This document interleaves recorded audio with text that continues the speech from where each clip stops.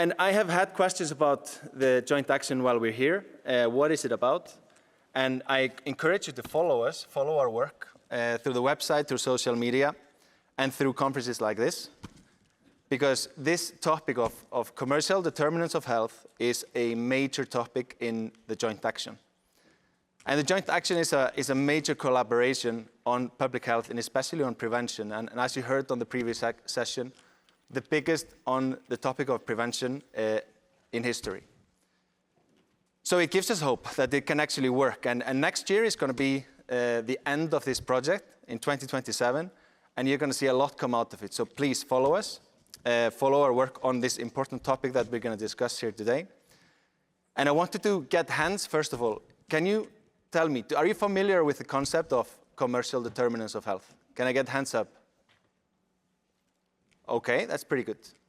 For the rest of you, you're going to learn a lot now because our keynote speaker, who is coming up, is a real expert on the topic. Anna Gilmore, professor at the University of Bath. I welcome you to come and give us our keynote, and best of luck. Thank you.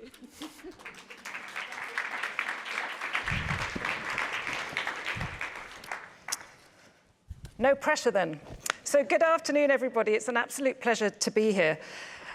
I want to talk about three things. First of all, commercial drivers of health, or as you've just heard referred to, the commercial determinants of health, what they are.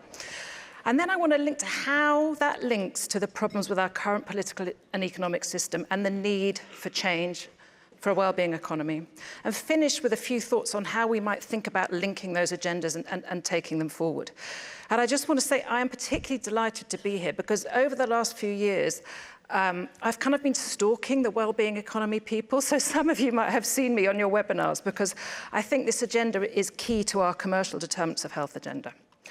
Just to flag, I have no financial conflicts of interest. We have a policy not to take funding from commercial organisations whose interests do not align with health, and full transparency. You can get all the info online. So everything I'm going to say today is based on a series we published a few years ago in The Lancet, and particularly on paper 1, which I led. I've got 5 copies for any lucky people after the session. So if you want to know more, that's where to look. So let me try and summarize the whole issue and how they link really in one go. So we're facing a number of really closely intersecting crises. The climate crisis, the obesity epidemic, as you've heard about. In my country now, 1 in 5 children leave primary school with obesity. Globally, 2/3 of adults have overweight or obesity. That links closely with the chronic disease epidemic, the NCD epidemics we've been hearing about. And there are some really worrying trends there. So rates of cancer, so new cases of cancer in the under 50s have gone up almost 80% in the last 20 years. And that links, again, to commercial products. And this is leaving healthcare systems increasingly unable to cope, as we've heard, and widening inequalities and this concentration of wealth amongst the 1%. And I would really commend some of the Oxfam reports to you, some of which explain how much of that concentration of wealth actually occurs also through commercial actors. So all of these issues can be linked to commercial actors, their products, and their practices. But perhaps more importantly for this agenda, they also link to the global political and economic system that these actors have helped shape. And I put here neoliberalism. I know we've kind of moved on and capitalism has become more complex, but really these problems started with the shift from a more regulated form of capitalism in the post-war period to the advent of neoliberalism, which brought with it rolling back of the role of the state and the encroachment of the private sector into areas like education, housing, social care, healthcare that were previously the remit of the state, to deregulation and reductions in taxation, which made it easier for commercial actors to cause harm. And yet, we're stuck because the greatest barriers to addressing these problems are corporate power, which remains embedded in those political and economic systems. And remember, neoliberalism was a deliberate project. It didn't happen by chance. Major commercial actors and the very wealthy promoted neoliberalism. They set up schools of economics and so on. I can't go into the details. But they've also established the rules on policy making In European Union, we have better regulation. We have the same thing in the UK. And our work shows that a whole group of commercial actors whose products are damaging to health, including food, tobacco, fossil fuel, chemical companies, pushed for that agenda because it would make it harder to pass public health policies. And so we're stuck. And this is really a system problem. And this graph really illustrates for me the scale of that system problem. You can see wealth has increased overall, but wealth is now in high-income countries almost entirely in private sector hands. And this compounds the problem because how can governments afford to address climate change and so on? And a key element of these disparities in wealth is that these harmful industries externalize their costs to us as taxpayers and to governments. So they're making excess profits while the rest of us and governments are struggling to address these issues. But the interest in public health in this area really came from this, the vast scale of health harm that occurs from a few health-harming industries and products, and I've listed them there.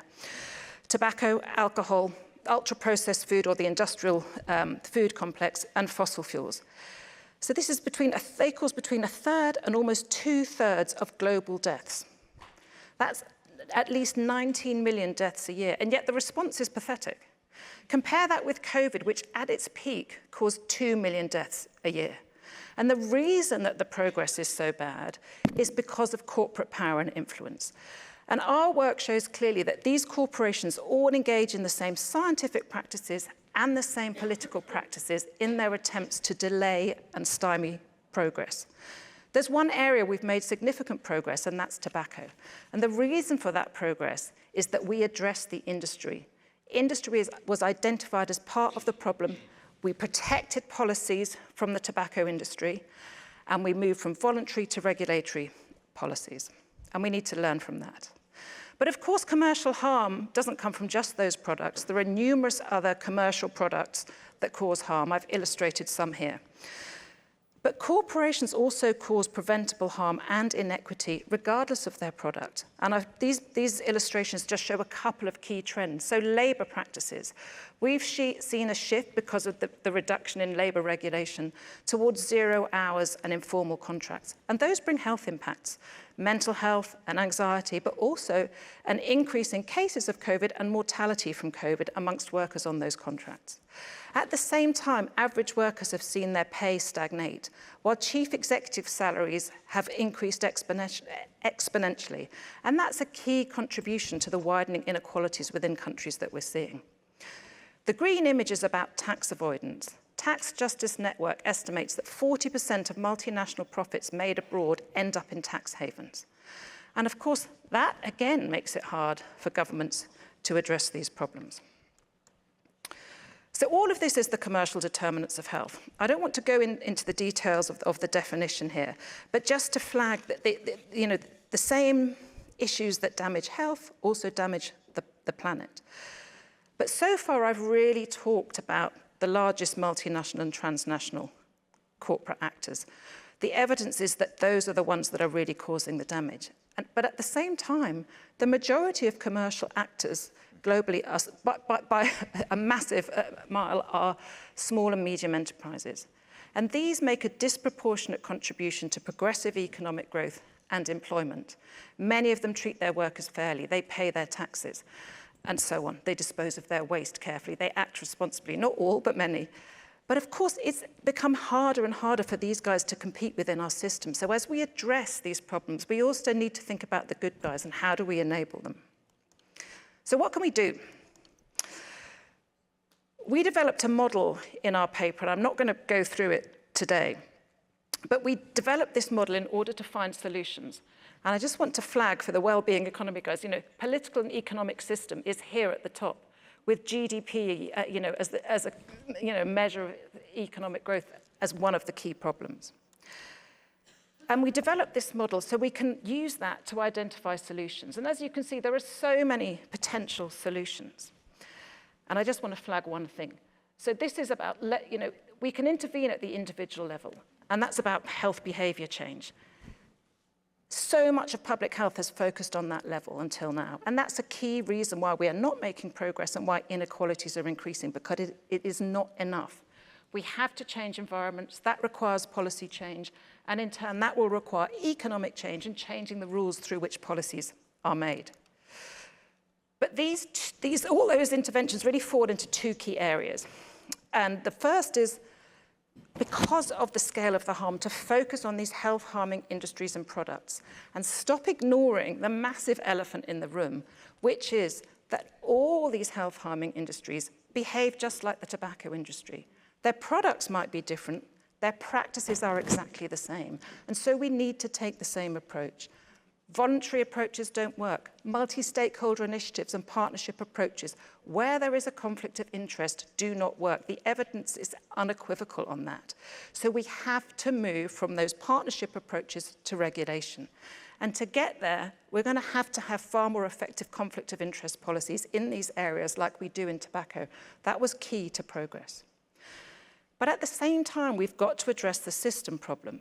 I worked for many years in tobacco, and I can tell you to pass every piece of legislation, even with those protections in place, is a massive David and Goliath battle. We don't have time for that. So we have to address the system problem, and that requires us to rethink our political and economic systems, prioritize what matters, people's well-being, rethink our approaches to policy making. So the approach that these corporations have promoted is focused on assessing the impacts on business. We need to assess the impacts on people, on planet. So we have to change our policy-making systems. And we've then got to think about addressing corporate power and influence, ideational power. And can I just add that I've put here social value procurement. That's to remind us that actually within the public sector, we have power. We procure advertising agencies, accountancy firms, school meals. Let's set some standards when we procure those things. Do those organizations pay a fair salary? Do they treat men and women equally? Do they pay their taxes? You know, is the food procured locally? We can actually start to use our power to get change. So I hope I've made the case that there are huge opportunities from linking the commercial determinants of health and the wellbeing economy agendas. Just a quick note on the threats is that there are some in public health that feel very much that we should just be focusing on those health-harming industries. And I get that. But I think there are huge opportunities here in working together. And in part because these agendas are so complex. And so I think if we can work in coalitions, divide up the tasks and the stakeholders and the audiences, we will make much better progress. And finally, never doubt that we can do this, as Margaret Mead says. And I just want to give you some hope, because this is a really politically sensitive agenda, but it has really started to get traction. So that's it. Thank you very much.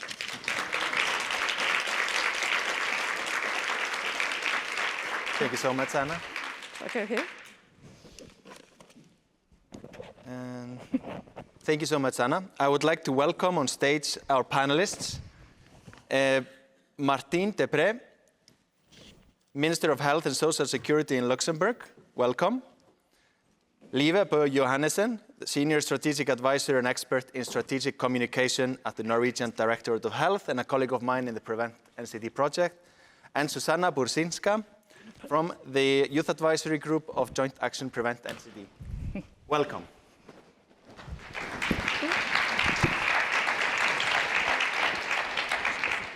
No, Anna, very briefly, you made the point that the agendas are linked.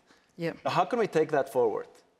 Okay, so we've started to think about this quite a lot in the UK around how do we take the commercial determinants of health agenda forward. It's hugely politically sensitive.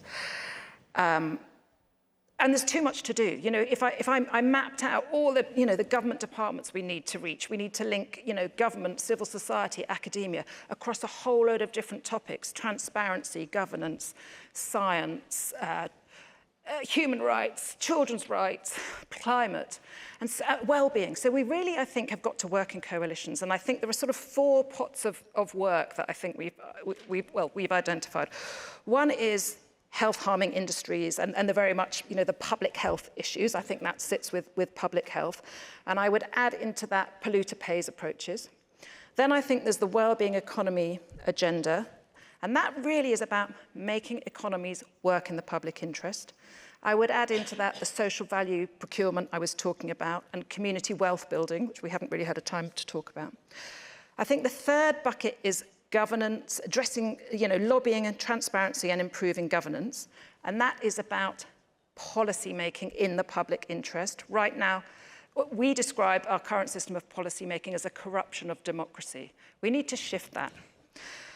And then we need to sort out science. What I haven't explained is actually the huge influence of corporations over science. And corporate funding of science is going up, while public sector funding of science is stagnating. And that is a huge issue in this agenda. So we've also got to sort out science. And that's about science in the public interest. And then there was a whole lot of cross-cutting agendas: human rights, children's rights, poverty and equity. And key things here, I think, we heard earlier, and it was absolutely right, framing and norms and narrative are so important here. And I think that's the sort of link. We've got to think about how do we frame these things. And I personally think some of this around economy in the public interest, policy in the public interest, science in the public interest are some simple messages. But we also need to test those messages. And that's something in the UK we're also starting to do. So, Thank you, Anna. And on the topic of the commercial determinants, Minister Deprez, if I could please ask you, what are the challenges you see of fighting the commercial determinants, and what role should international, particularly European, collaboration play in addressing them? Yeah, thank you. Thank you for having me, and good afternoon. As Minister of Health, as a member of the government, I must confirm that we really know what to do. There's not a knowledge gap. We know that taxation has an effect, that marketing restrictions have an effect, that labeling has an effect, that putting in place healthy environments has an effect.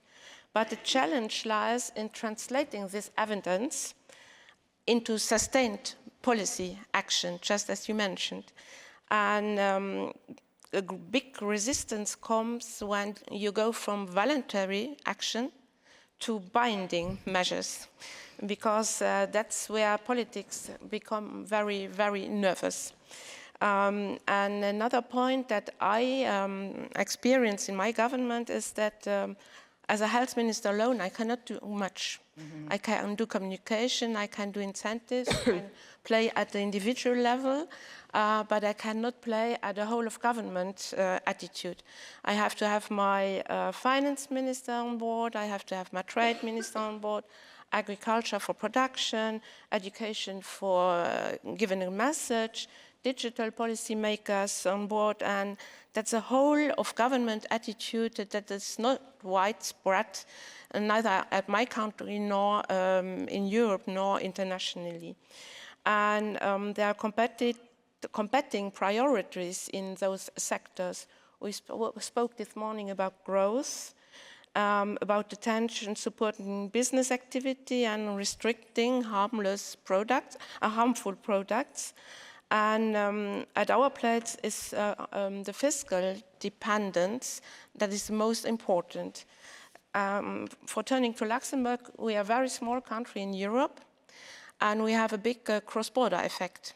The workforce, half of the workforce comes from abroad, from Germany, from France, from Belgium, and returns in the evening in their country. And they bring taxes, they buy alcohol, they buy tobacco, and if they don't buy tobacco and alcohol at our place, we don't have the money from. So that's really a big issue. A big amount of our budget comes from selling tobacco and alcohol, unfortunately. And so I think that even if a small country will implement higher prices or binding measures, we're very small. And we have to play at the euro level.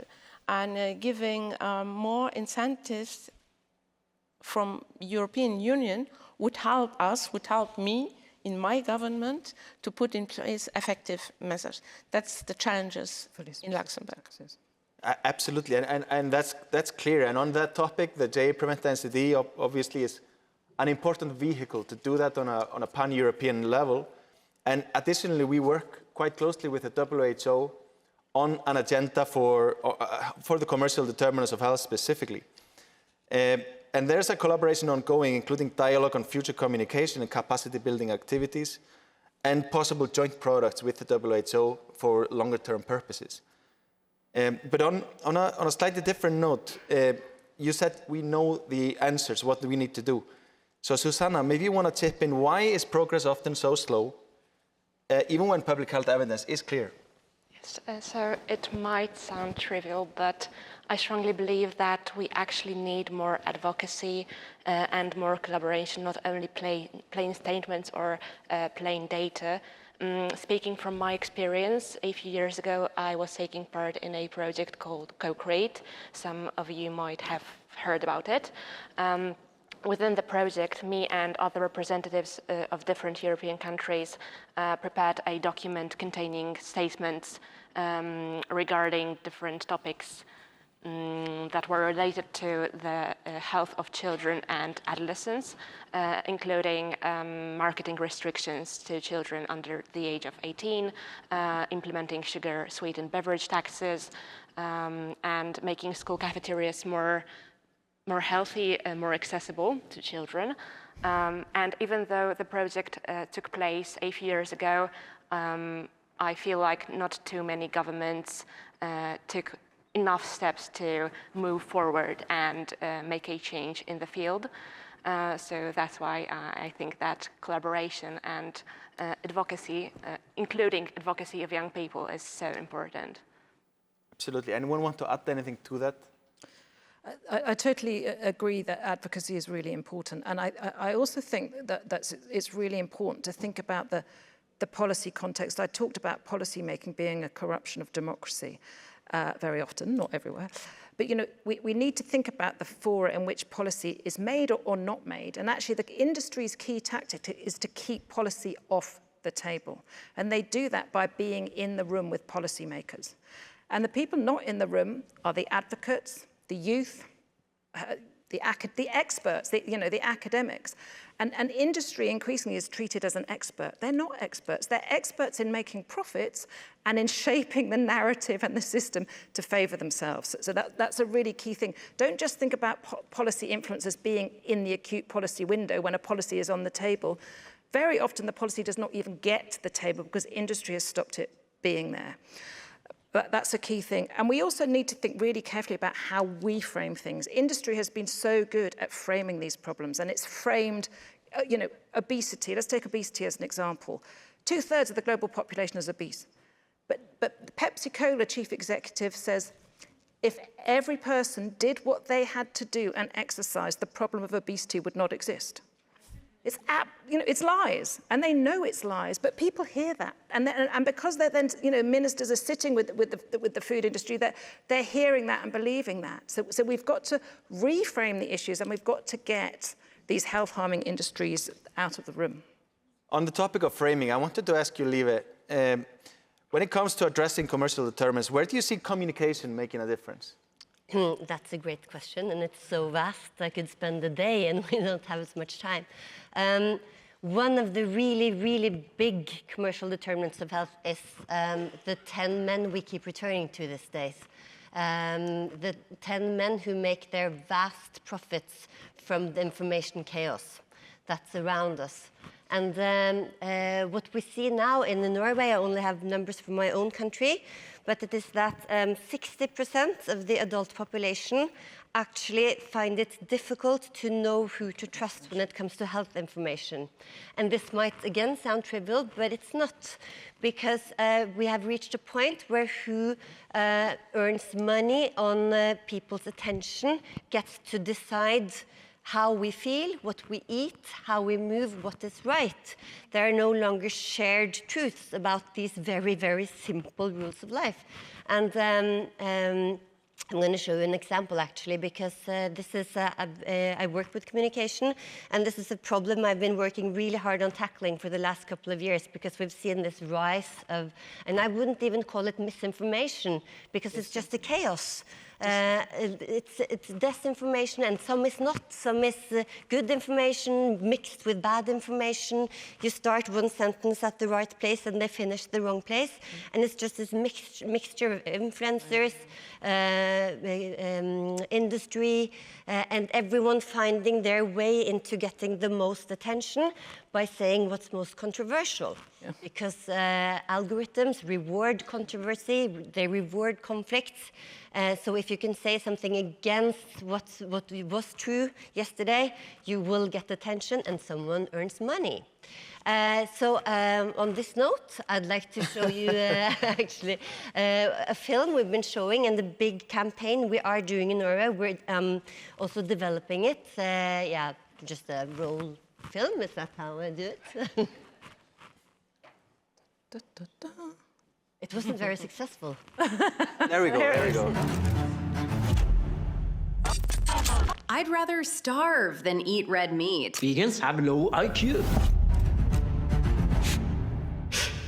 Overtraining can cause damaged muscles and kidney failure. People with high cholesterol don't get Alzheimer's. 18 days without food. I don't feel very good.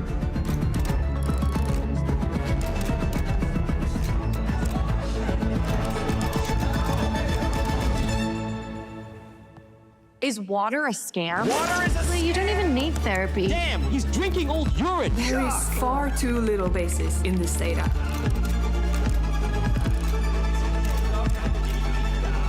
And 0 cellulite. I feel like I'm doing everything okay.